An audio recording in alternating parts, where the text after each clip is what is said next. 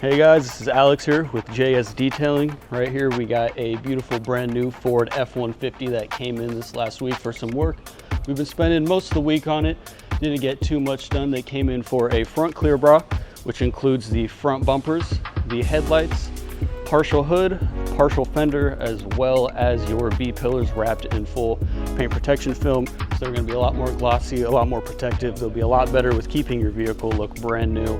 You'll have no problems with that. They also did a full one-step polishing on the vehicle, so we did go around, get some smudges out of the brand new paint, get a couple nicks and knacks out of that paint, and she is looking brand new.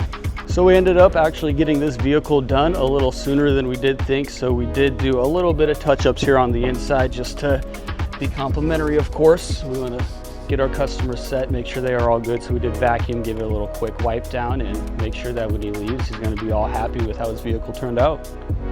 All right, we appreciate you guys coming and watching our videos, liking our content. If you guys could like and subscribe, that would be much appreciated. If you guys need anything from a basic detail down to leather ceramic all the way up to a full paint protection film, we got you guys covered. Anything you need.